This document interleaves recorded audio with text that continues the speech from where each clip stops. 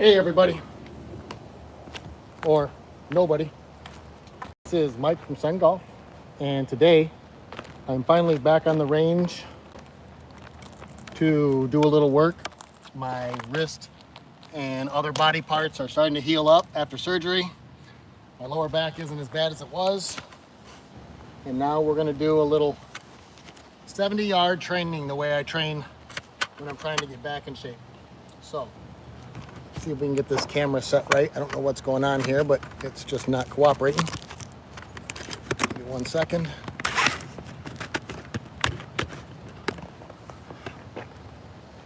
are we looking here? Is that a pretty good back shot here? Not too bad. Let me adjust again. So I've got the Garmin out. This is a 65-yard hole at my training facility in South Florida.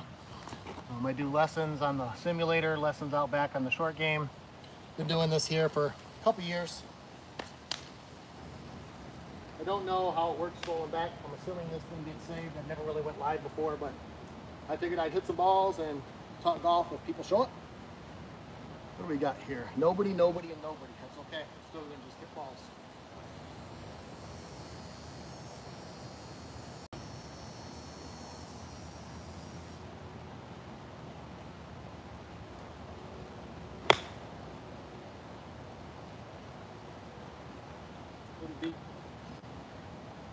Little deep. Little deep.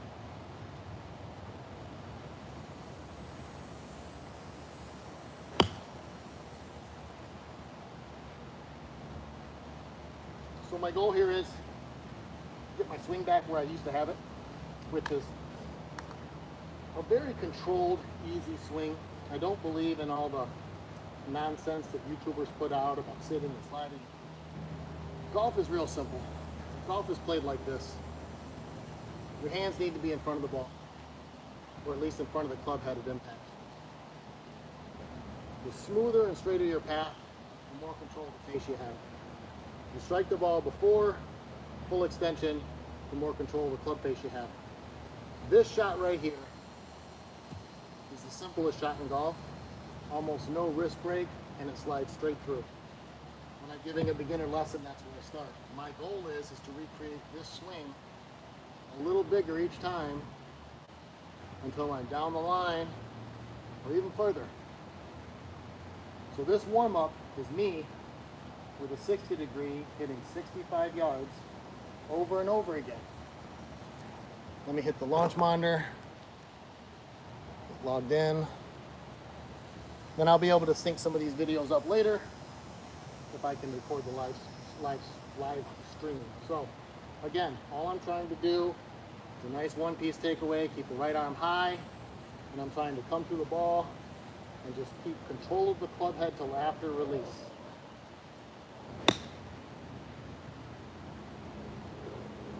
Trying to hold my posture and backswing until the ball lands, and I know I'm in balance.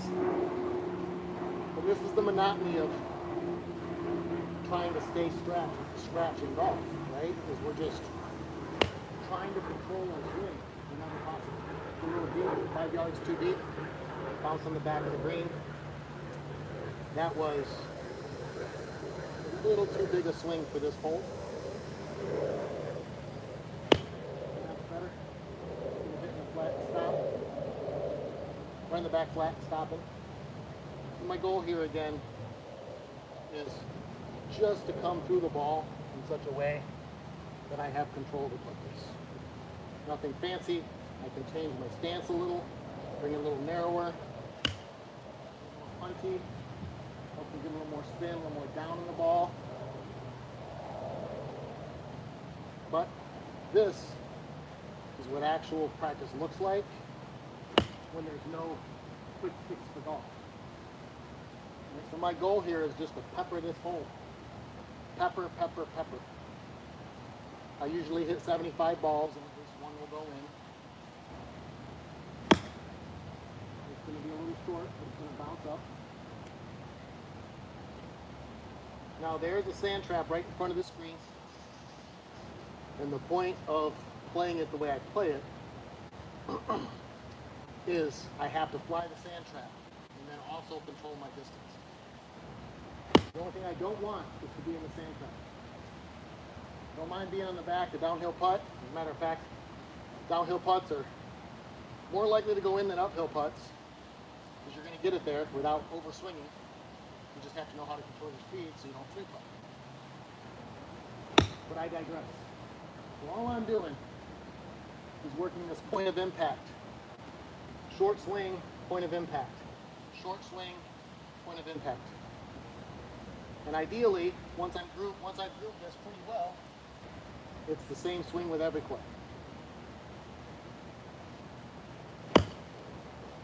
Goal is right half of the green, little bounce and release, and then it releases left. Anything left of the flag stick in my mind is a miss because this green I know leads left.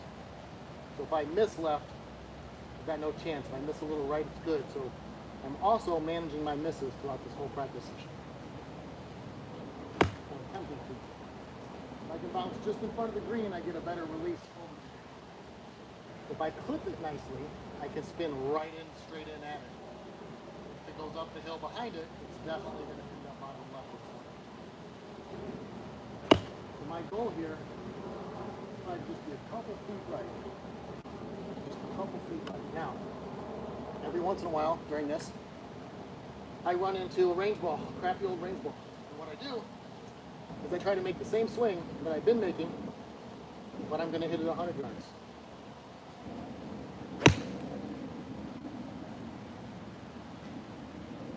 And there's a pond on the next hole over behind, but I just get rid of them.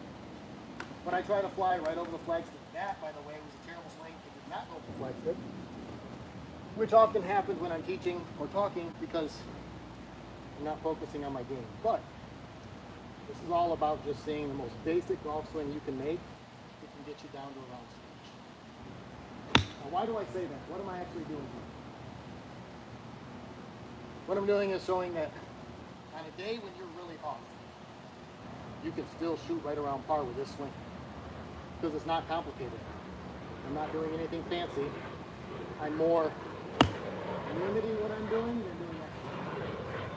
All these balls are landing right around the pin, 5-6 feet. From 60 yards, that's about what you need, 5-6 feet.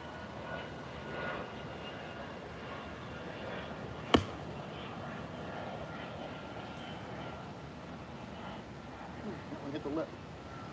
That one almost went in.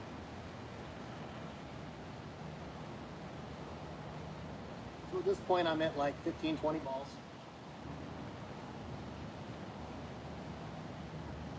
That one's left, that's a terrible swing. So that's the miss, right? That's diving. That's getting high enough and excited enough that my first move is towards the ball instead of back down. So let's talk about this. So YouTube fad number one. I call it eBay golf. They're selling you on shit you don't need. So eBay golf number one is this whole drop-in thing. Watch the height of my head. Do you think that's good? Do you think this is good for me maintaining where to hit the ball? It's not. It's not good. Anybody that's telling you to do that, stop talking. So here's the gist. Here's why they're telling you to do that, and here's the actual fix. First, your hands are in front. When I take this club back, at this point, I am pointed my butt of my club right at the flagstick. At this point, my arm is pointed right at the flagstick. At this point, my club is right at the flagstick. My hands are to the ball. So when I drop this in, my face is pointed right at the flagstick. In all these things, what's happening is they're getting on this back foot. Well, you can't push forward once you're on it, right? So I get to the back foot, right? I can't push forward. There's no way to do it. What I can do is go down in and push forward. Makes sense, right? That's the fix, but it's not. It's not the fix because the weight shift is actually the problem. See, a weight shift in golf is not get onto the back foot. This is wrong. This is the weight shift. I'm kicking this out from under me. I'm sliding this carpet. You ever been on carpet, try to slide it? You don't get over it and slide it. You do this, right? You're standing on a truck bed, it starts moving, you plant that foot to keep you in the center of your feet. The takeaway is here, it starts to shift your weight, you plant this foot that way to stop you from going that way. Not going this way, preventing you from going this way. It's not rocket science. So, now watch the difference. If I'm here and I prevent, I'm sitting. I didn't go to here and have to sit. I didn't have to take my arms and drop them behind me. I can get to the point where my hands are the farthest from the ball it's going to get, because here it's actually above the ball. This is the farthest behind the ball they're going to get. And from here, club drops, right? From here, if I go straight to the ball, it's not over the top. From here, if I go straight to the ball, it's over the top. This is where all these YouTubers are selling you on a bag of goods that don't actually make sense. So, we're going to start again. We're going to keep doing this. This is going to be a long, boring ass video that no one's going to watch, but this is golf. This is what we're trying to accomplish. The easiest swing possible. If I'm over this ball and I do this,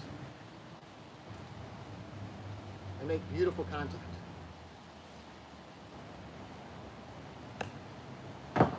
Beautiful contact, right? So if I get over the ball, there's a little tee box in front of me. It's about 15 yards, okay? This is my beginner step. Hands in front. Drop and drag it through. It's on the tee box, okay? Here I go again. This is all that's necessary to learn this swing. Hands in front, right arm high, straight away from the club and just drop it. Ready? Ding. So now I'm going to land on that green. Right on the green. Now, we extend that a little more. We extend it a little more, so we're going to get to here. Right? And then here. And then here. Right? Now I'm outside. Now I'm good.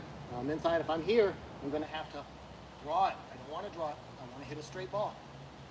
So I'm going to narrow my stance. Right arm high. Everything I just showed you. It's dead at the pin. Hit in the front. Checked up. 3 feet. Now again, this is an easy shot, but you see a lot that everybody's like, man, 60-yard shots are really hard. 60-yard shots are really hard. So a little backstory is, I used to do long drives. I can still take a standard driver, just about anybody's regular driver, and hit it 300 yards. I can hit my long drive driver, 350, 360. I can hit a regular driver, 310, 320, just with a normal swing. But I don't swing hard when I'm playing around. I swing through, okay? Now, a lot of people would say, oh my gosh, you drive it so far. Well, I'm now almost 55. Yeah, time catches you. I'm not terribly strong anymore. I'm not a big guy anymore. I'm 6'2", 195. I do a lot of fitness. I play professional volleyball. I do a ton of stuff. But I still love golf. And I still play when my back and my hands allow me to, which has been a little tougher in the last couple of years because of some health problems. Psoriatic arthritis in my hands and a bulging disc in the back, which is what led me in the first place to learn a new swing. So, most people would say, oh, you hit it really far, but can you hit it straight? I bet your short game sucks. Actually, my short game was the best part of my game. Hit it. I could hit a ball 350, no problem. And I could hit just about any 60-yard shot, 100-yard shot, 120-yard shot, 130-yard shot, 40-yard shot, 150, no problem. My weakness was my long irons. My long irons sucked. And they still aren't great. My 4.5, 3.45, mediocre. I don't stick greens with them. But I drive it far enough, and I have this little controlled shot where if I do this shot with a pitching wedge, it goes 125. If I do it with a 60, it goes 80. If I do it with a driver, it goes 260. If I do it with a 5-iron, it goes 180. If I hit my full shot, I have a little more margin for error with all those clubs, but then I still get what's considered pro distance. Ooh, that's close. That's a 1-footer. So, my point here in this little live session is to show the simplicity of the golf swing. If you watch on this swing, watch my head, find a spot in the background, watch my impact position, watch my body shift. Not much happens. Not much needs to happen for me to hit it really straight and really in control. Now, for most of you that are just starting golf, play the front tees, you hit it 200 yards, you get an 80-yard shot on a lot of holes. You know, if you're a normal size course, you're going to have a lot of 350s. So you hit a 250, 220-yard drive, you're going to have 150. So the goal is to understand how to hit a safe shot in this fashion. Something you can control. Something you can rely on. Something when you go, man, I just don't have timing today. See, this swing doesn't require any timing. This swing doesn't require me to flip square the club to try to get into position. It doesn't require me to get my head exactly over the ball at impact and slide forward. All this requires is that I have patience and I meet this and this angle twice. So I just go, look, this is my angles, and I just hit it using those two angles. Right? And every ball goes pretty straight. Now, if I grab a pitching wedge, I didn't bring any other irons today, but if I grab a pitching wedge, and I'll grab a cracker ball out of here, hopefully. And I swing the pitching wedge the same way. So that last shot was 56 yards, 57, 58 total. So this one is going to be my pitching wedge. That same soft swing probably goes 115, 120.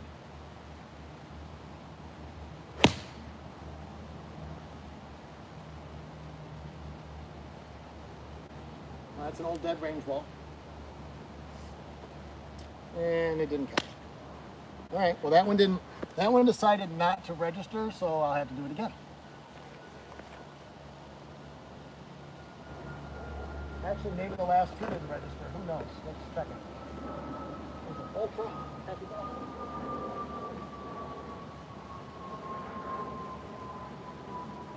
So here we go. Pitching wedge. Same soft, same simple swing. My mindset is I'm not hitting the ball very well. I don't want to use timing. I just want to use straight function.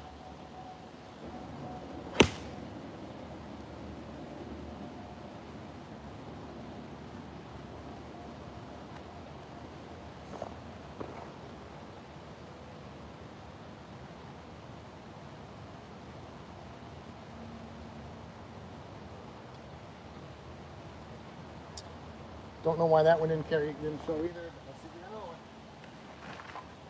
Maybe we're done with statistics, boys. Maybe we're done with statistics. Sad thing is, that was a really good swing, that last one. Kind of disappointed, not gonna lie.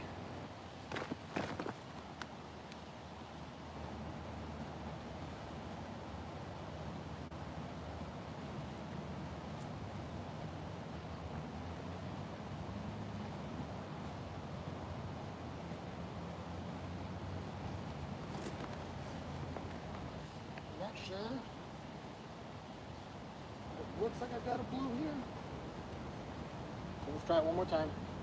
Again, straight pitch and wedge. We'll leave it flying right over the pin. Straight pitch and wedge, nothing fancy.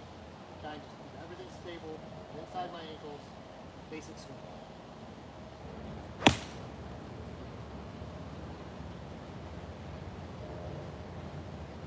I didn't catch again. Not sure.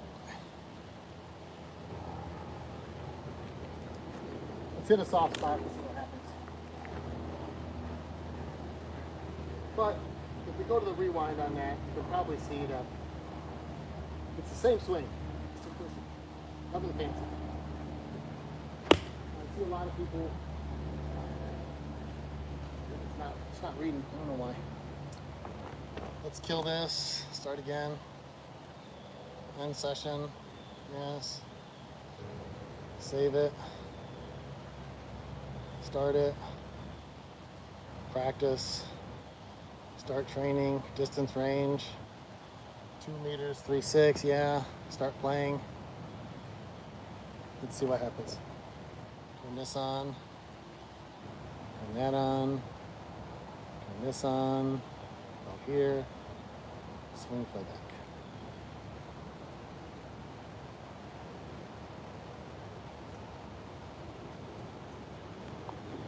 if I have to hit one first.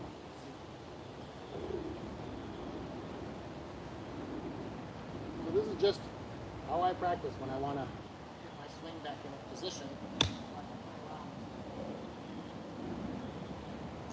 That one registered, so now we can come into here. Should be able to go swing play back, and now I see it. All right, one more time.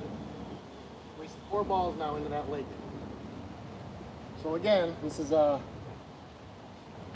standard pitch and wedge, 70% shot. Trying to do it just like my 60%, 60 degree,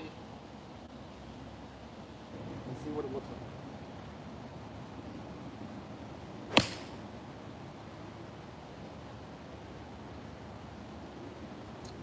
So I don't know if that looked like the last shot, but here's the data on it. Here's the swing.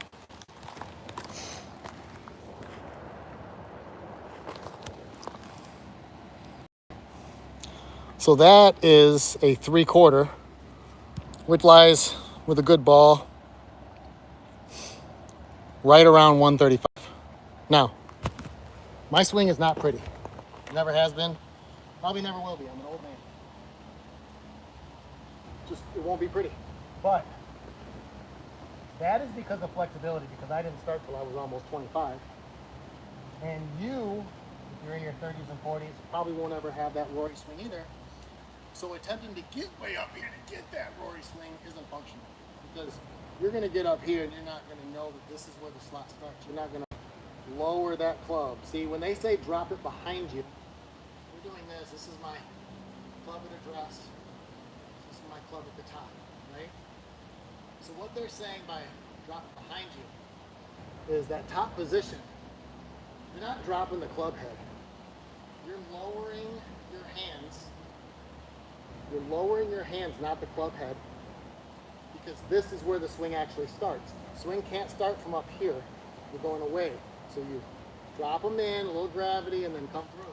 Okay? But my question to you, and feel free to put this in the comments, why? Why? Why is it necessary? Why is it necessary to make that move, right? Why do I need to come up here, drop it, and hitting no speed, and then speed the ball? Why wouldn't I just get to the point where I know I can speed it and speed it? If I've got a nail right here, and that nail needs to be pounded in, pounded into the ground, right? Pound it. Okay? Take my hammer. I got one shot for $1 million to pound it all the way in. I'm going to pull them straight back, and I'm going to hit it. What I'm not going to do is this, because I'm not going to hit it. I'm not going to hit it. Okay? So if I want to just pound this nail, why do I get up here to pound this nail? Take it back away and I pound it. Now, let's talk about a couple other little things. I keep seeing this thing about pulling your hands inside. You don't pull them inside. This hand is only so long. This hand is this long. By definition, the length of my arm is the length of my arm, okay? So, when my hands are in front of the club, and I need to get there, this arm, if I keep this leg planted, runs out of distance, so it comes through straight and then it's out of distance. So in order to keep the club square, to get it in, it just naturally comes inside. So this function of pulling inside is not a function of trying to, it's a function of your hands are in front and you ran out of arm length. See, this isn't rocket science. This is just common sense that's blurred as shit because there's so many online instructors that don't understand golf. Now, back to this. My pitching wedge. This pitching wedge just flew 135. I'm going to hit it 60. How? Because I know that if this is 135, this is about half. So if I start around here, it's going to give me about 55, 60 yards. So, come in. And I flip it. So that's about 45 yards. Okay? So I try it again, and I figure out I'll put this 55. Right to the front of the green. Now I don't want to land on the green, because if I do, at this low and this chippy a shot, that green's not a real green, it's a synthetic, it's going away. But this one will land right in the front. So that one lands right in the front on green, and now it rolls all the way to the back because it's a cement or it's compressed under green. So now we go back to my other clubs. So back to my 58. I don't like a 60, it just looks like I'm gonna go under it. I feel like a 58 I can maneuver a little better. I can open or close it if I need more or less, but this is my 58. 50% shot at 60 yards. Now all these shots should look, oh, hit the flagstick and stop right next to it. All these shots, it's the simplicity we're looking for. Okay? Here, hands are in front, consistency, top to bottom. That was about the worst swing I could take, and it's still at the fringe of the green, 46 yards. Here we go again. I have another range ball, so I'm going to show you something that I wouldn't normally show on this screen because this is a super tight lie. Or this mat is a super tight lie. So I'm playing this right in the middle. If I move up 2 balls, now when I hit, I'm going to keep the ball lower with more spin. If I move back, but I keep my hands in front, even though my hands are in front, I'm still opening the club, right? See? See the angle of the club face here? Right, so I go from here to here. I don't have to try to get in here and flip it. I don't have to do that. I can simply play it forward and lift the heel, and it's going to give me that floppy shot. So this is a range ball. I'm going to swing way harder to be more of a floppy shot. And that only got 45 yards, right in the sand trap in the front. But that's the simplest flop possible. I can do that much softer, right? Hands in the front, hands going to go through the ball. I'm going to even come farther inside because I'm going to have to, because I'm going to run out of arms. But I can hit a higher, softer ball and still have my hands in front and land right there. I'll go back to a regular shot. I can play this anywhere I want. I can play way back in the back. Same shot, same weight shift, same swing, lower ball flight. 42, 45 yards, bounces up in. It's right at the back of the pin now and moving left. And it's finishing about a foot away from the pin. So, different balls, different flights. So now we're going to do something just for fun.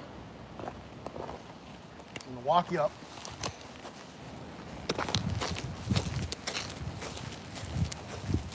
These are the couple that I bounced right into this practice screen.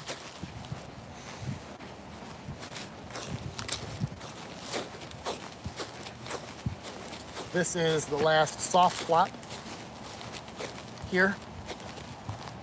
This yellow one there is the high flop. And these are all the balls that we've been hitting that are bouncing right in here. And this green is so fast that most of these balls that come in this way and they land around in here. So they land around here, no matter how close I am, that ball's barely rolling. It's not gonna stop anytime or any place close. So all these balls here that are down there probably landed right in here, did this, and rolled on down. Because if I've got enough speed to reach the top of the embankment here, enough speed, top of the embankment, even though it's a pretty good shot on normal green, out here, it's a disaster shot. That ball would have ended up way down there. So what we're gonna do, we're gonna move these.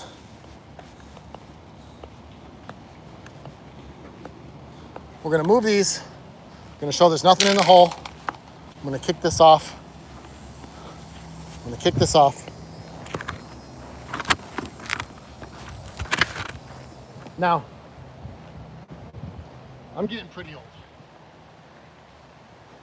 To the point where I don't know how many more years I can keep playing high-level sports. I don't like playing sports that are handicapped, really. I play golf, non-handicapped. I play the highest level of volleyball in the country. I was an alternate for the Taekwondo team, for the USA Taekwondo team at one point. Played professional baseball. I'm sponsored rollerblading and snowboarding. I'm 50 some years old. I can still do a standing backflip, but time is catching up with us. So here's what we're gonna do. We're gonna just pretend time's not catching up with us. We're gonna do the best we can do from here on out.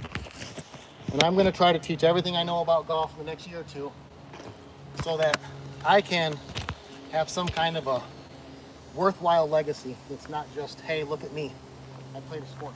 So my goal is, whereas when I first started Zen Golf, I wanted to be viral. That was my goal. I wanted to be viral. I wanted people to subscribe and viral and it matters and make some money. And the truth is, I've made enough money in my life. I've done enough things.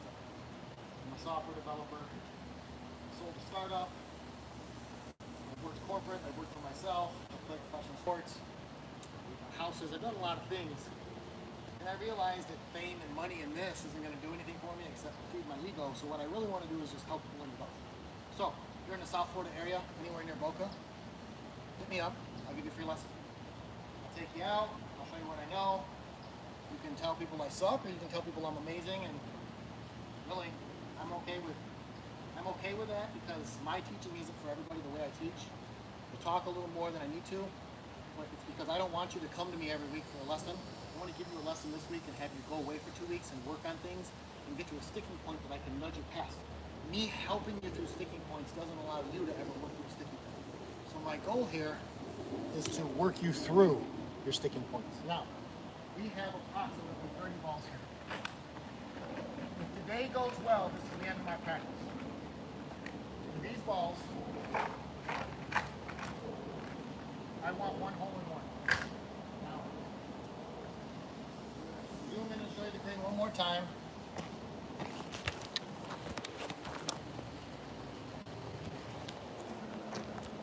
Nothing on the green. Go like this. The balls that are on the green are way down in the front. There's nothing near the hole. So we're gonna zoom back out.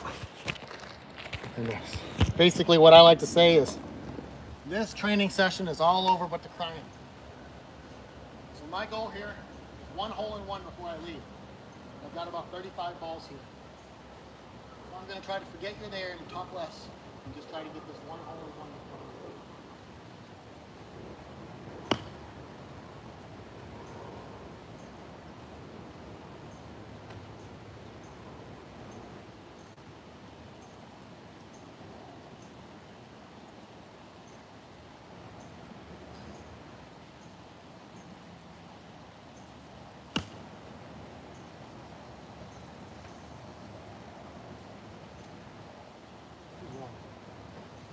I'm going to shorten this back swing just a tad.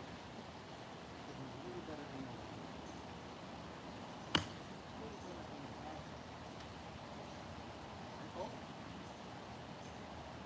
The carry on this is like 5 feet. 5 feet too far and you got no chance. 5 feet too short, you got no chance. Somewhere in the middle, depending on the rotation of the ball, a little bit of a chance. That's got a chance. That releases, hits the hill. Touchdown left, it's rolling by the flag stick, and it's in! Holy shit, it's in. There we go. There we go. Okay, that was a white ball. That swing went up, landed right short of the flag stick, up to the right. 5th ball, hole in one.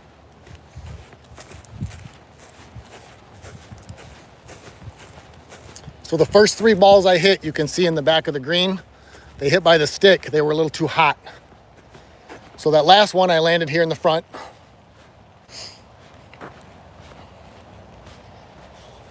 Came up here, rolled, plunk. Nothing in the hole. Back to the tee box. Here's the current state of the green. There's 4 in the back. Those are from before. 2 off the side. That's a short one. 3 in the bunkers. I'll leave that Pro V there. Nobody in the hole. I'm gonna keep the screen on the hole this time, so no one thinks that I'm getting help.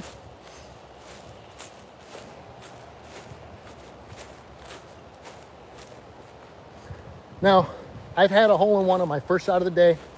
I've had a whole lot of hole-in-ones within 30. Very few quickly on camera right at the beginning of a practice session. So normally what I do is there's another tee box here. The second tee box is about 25 yards back and to the left. But it's got to fly over those trees up on the high right. So the other tee box is 25 yards back there. But the problem with that tee box is, one, can't really get a camera on it. But two, it's got to go up in the 60, fly the trees, stick right in the pin with backspin, and spin back. It's a very difficult shot. If I make another one of these today, we're going to move back there. So that's one hole in one. I'm like ball 6. I don't know. I'll have to go back and count. So let's do it again. If we get another one, we'll change spots. Same thing. Focus on the shot.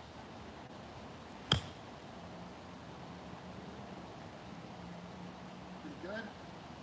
Missed it by a foot. Won't pass up, and now it's rolling down into the other bush. Never had 2 in a row, so that's why I was so excited right there. Now I'm going to calm into my practice session and try to finish this up.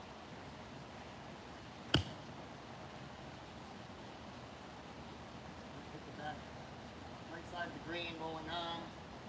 Left the face a little too far open there. That's me at impact position, not controlling it. Being lazy.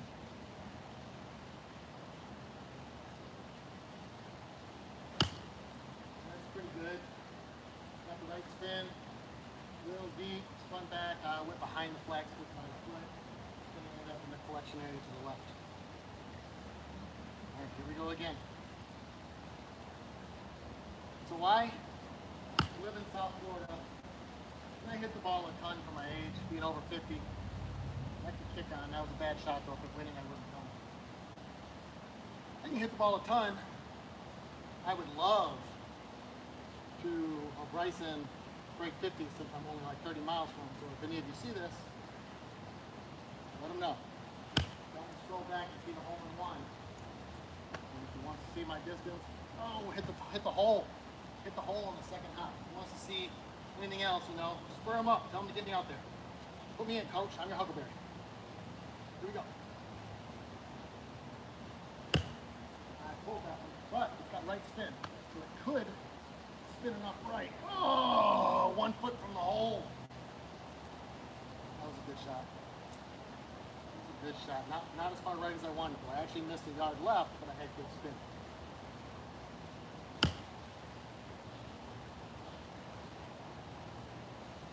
That one could go in, guys. That could go in. No, just in front. Foot in front.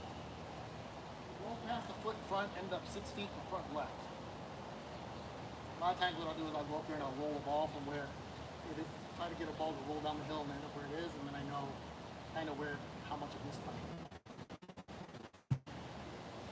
Got a lot of spin. It's not too deep. It's pretty good. Nope, no deep. Just past the hole. So the hole's on a flat. Just past the hole is still flat. 6 feet past the hole, a little hill. If I hit into the hill, spin back. Hitting the flat, bounces into the hill, loses the spin, goes over. And I know that, and that's all part of golf. That's got good spin. A little deep. It's going to come back down by the hole. Very close. Still coming down. But ultimately missed by about 2 feet behind. So, some of you are probably going, oh, he's using these crappy striped balls. Why is he doing that? Well, here's the thing. Every ball I hit, I know how clean it is and how much spin on it. When it bounces, it takes most of the spin away. When it bounces, if it's dead nut still, that's a medium spin ball. It's going to hit, bloom, stop. If it hits and I still see backspin, it's going to retract. If it hits and I see forward spin, I definitely hit behind the ball and I have no compression. So having these strike balls actually gives me more feedback than even my launch bomber does.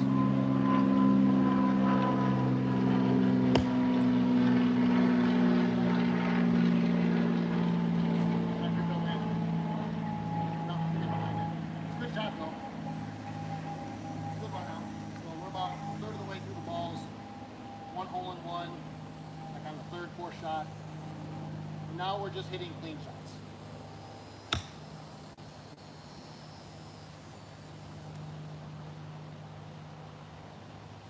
That one's gonna go in, maybe. It went in. Okay. Here we go. 2 hole-in-ones and 25 bucks. So that one hit almost dead in front of the pin. Almost dead in front. It rolled, didn't roll up the hill so much as cut in. Super slow roll. It maybe got a foot past, rolling left, trickled in, and bloop. I want to say we just saw me hit a yellow ball. I can't remember what color it was, but I think it's yellow. No, it's a striped because I was just talking about spin, right? Nope, it's all yellow. So you can see that one came up into around here and then that way. And all the balls that are just missing are ending up in this collection area. I missed the green left there and deep ones. So let's keep this. Actually, you know what? This time we're gonna take this one out and we're gonna roll this up the hill to see. This is where a lot of them are going. And it looks like a pretty good shot. And it ends up there. So now we're gonna keep you staring at the hole the whole time. And we're gonna try for 3. We're gonna try for 3 hole-in-ones in 1 practice session. And if we get it, if we get 3 hole-in-ones in 1 practice session, I expect you guys to subscribe. Just come back, keep me company as I practice. If you've got questions, I'll give you the answers live and free. I just want to make better golfers. Every time I go golfing, if somebody's there and they want a lesson on the course, it's free.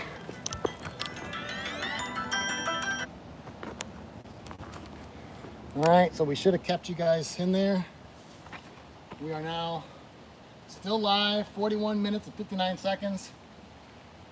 And at 41 minutes and 59 seconds, we are about 30 balls, 25 balls into this bucket. We've got 2 hole-in-ones that are clean. On film, let's go for a third. If we get this third, we're definitely moving back. It's just a lot of work to move everything. Here we go. Big flip, bump. Too much spin.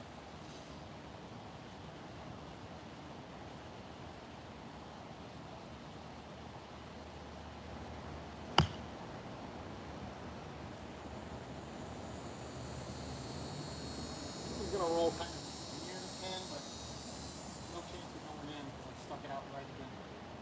That's that lazy open club face, but it's not a hook. These shots, if that's a little bit of a draw, the ball's not going to want to hold these green.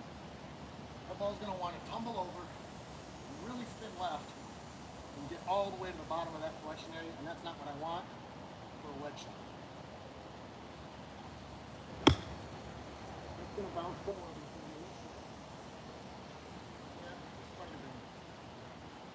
Adrenaline's going. After you get, imagine this, these pro guys, PGA Tour, if a million people get a hole-in-one, then they got to hit another shot. After I get one, my adrenaline spikes a little. Good shot. Landed by the pin, but not enough spin.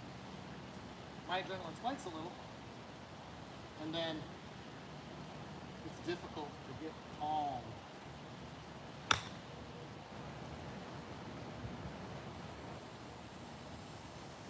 Just behind the hole. He's a good shot though. Not a chance. I don't know if you're going to be able to see these, the ball flights. I hope you can, but I'm hoping that you get flight data, but we'll see. I'm hoping that you'll be able to zoom in and see some of these go in. That's left, but it's got cut spin, so it at least releases straight, right? That's the purpose of these striking balls. I've got very quality balls here, but they're all the same. That one is going to be behind the hole again. So I use Kirkland's, and I do those for people who aren't very good golfers when I'm giving a lesson, because they're going to lose a lot of balls. And then I've got these Strixon XPs, and those, sorry, these are Q-Star dividers. I've got XP dividers that are more like the Pro V. And then I have a bucket of Pro Vs that I use for better golfers.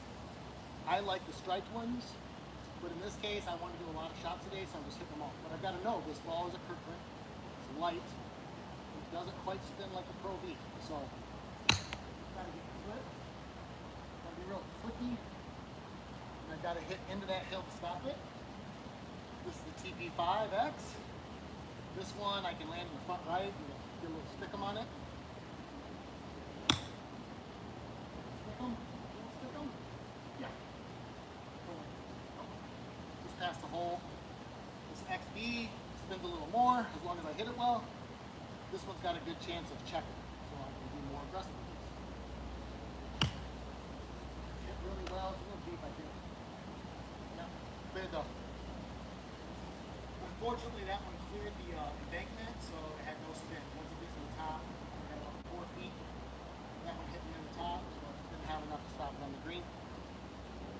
Anybody that's just joining, which probably nobody, just go back. I've got 2 hole-in-ones already from 65 yards. That's it. Not going to have enough. The new Kirklands are way better. These are last year's. I don't care for them. That's why they're all out here. That's a good ball. A little left. Ah, it's stuck on top of the hill. It was like 2 inches from coming back down the hill. Okay? Come on, Mike. Look right at it, which is probably not going to be good enough. No, not good enough.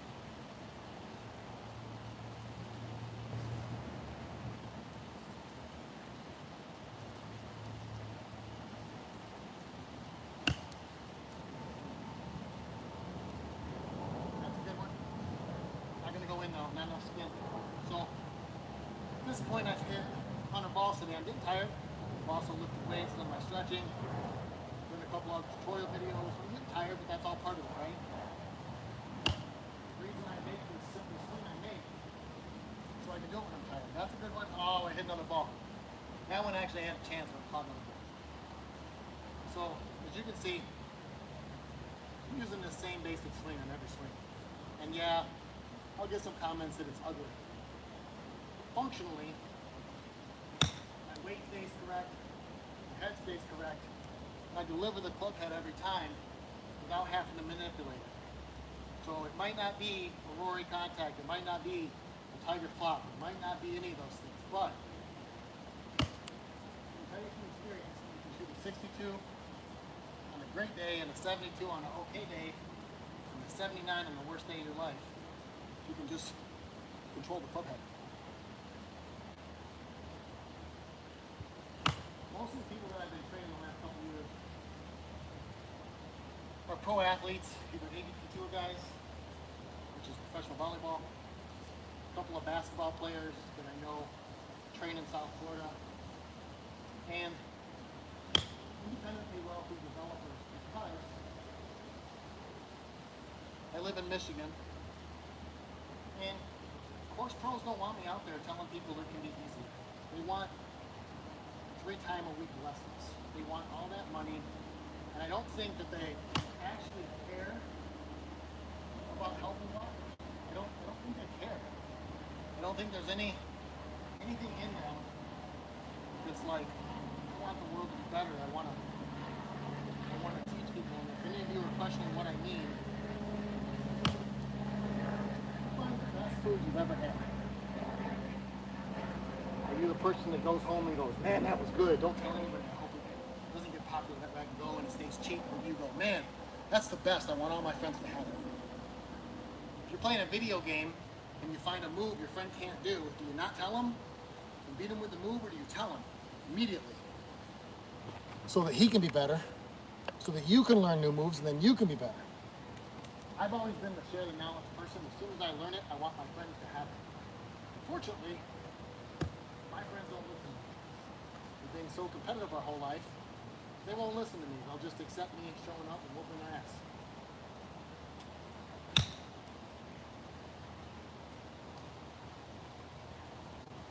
So, we're getting weaned on balls here. We don't have a lot left. Probably not going to get another one. I'm getting tired. So, at this point, tired. So I'm going to no longer try to be so super, uh-oh, that could go in, guys. It went in. It was a stripey ball, and I stopped yapping. And perfect shot again. Jesus. All right, so we're still passing the chip to this ball. And then there's one in the bunker. And you can see my collection area down low, my collection area up top, and my collection area bottom right are starting to get filled up because I'm trying to land by that bottom right hole with some spin to go left because the green tilt's left. So this is one collection area. When I hit them too hard, there's a top collection area. When I hit them just right and they spin back, there's a third collection area. But my favorite collection area is that one. That is my favorite collection area.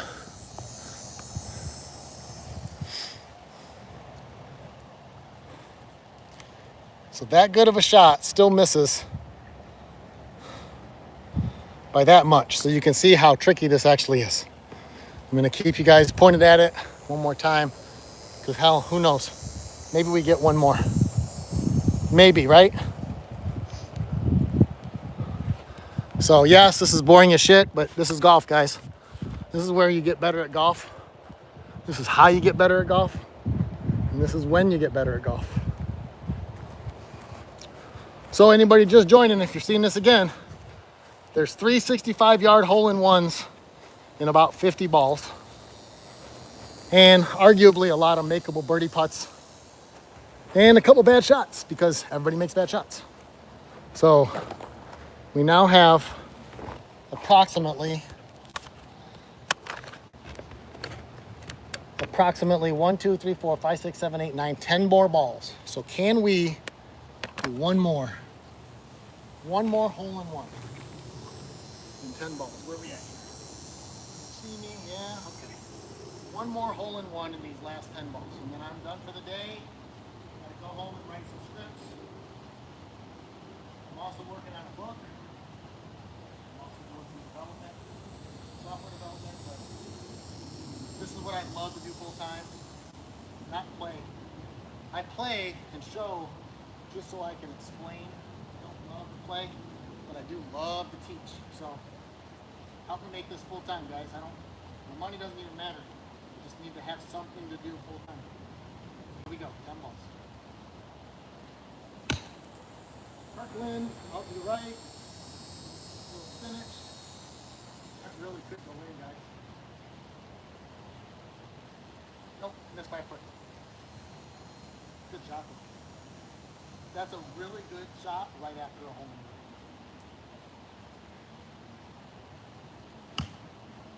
That's a little short. Well struck, but it's going to have not enough check, or not enough release because I really put the end of that short. It ended up like 6 feet short of the pin on the right-hand side after it came off the hill, which is a good read, but not a good shot.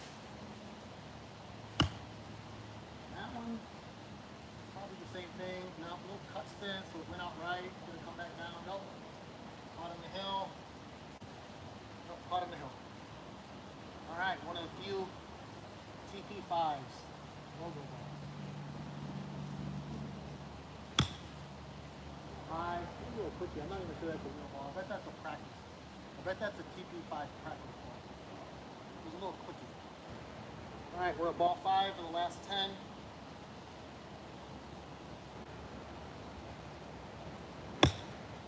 Pulled right at the stick, but that's pulled.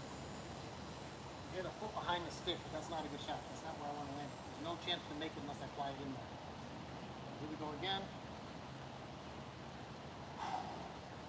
Calm the nerves. Easy swing.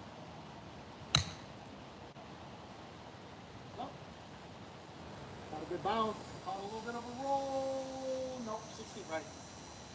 So right now we got a red or a strike ball 6 feet short right, and one pin high 6 feet right, and then another one. So the right side of the green is getting a little tight here, so it's going to be hard to knock one in without hitting the ball. I'm golfing alone. I'm not live streaming. I'd probably go clean those off, but nobody wants to watch that. I'm going to live stream for an hour daily for the next 2 weeks.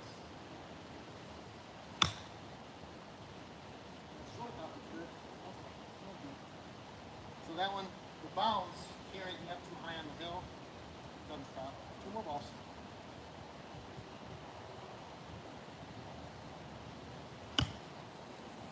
That one, I got my weight on my back foot, which I didn't want to do. And then I laid off it. So that's a miss. I ended up hitting the front right rocks. Kicked it into the neighbor's yard, lost the ball. That's what happens though. You lose focus. Last ball. Losing focus. Try to get this last bit of focus.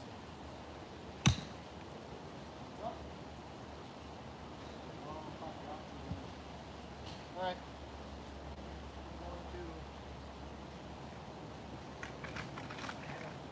Four more balls in here. I want to hit them.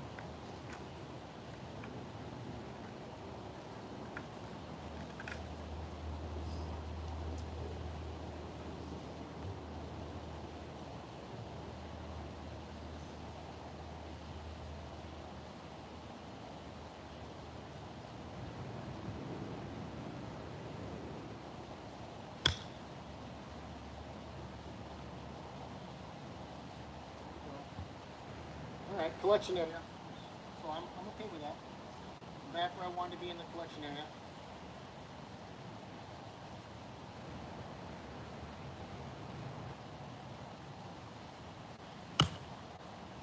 Right at it. Right beside it. Didn't check enough to stay on the bottom, so that one moves to the top. Alright, this is a really crappy top flight. There's going to be no spin on this ball. So this is the point where I know what I've got. I'm on the course today. Nothing's holding, right? Nothing is holding the green. What do I do? Well, a little steeper, pinch, land in the front. I know it's going to release. I got 2 balls here that I know are not going to stick. So I've got to try to find a way to get them close. I've got a range ball and a top flight that I know are not going to stick on this green. A little higher. Bounce in the front, link, and bounce on. Top of the hill, but it's on. I don't like that. It's an unmakeable putt on this hole. I know that the only makeable putts are in the bottom left.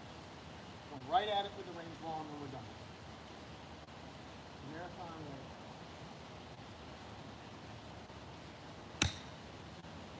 Right at it.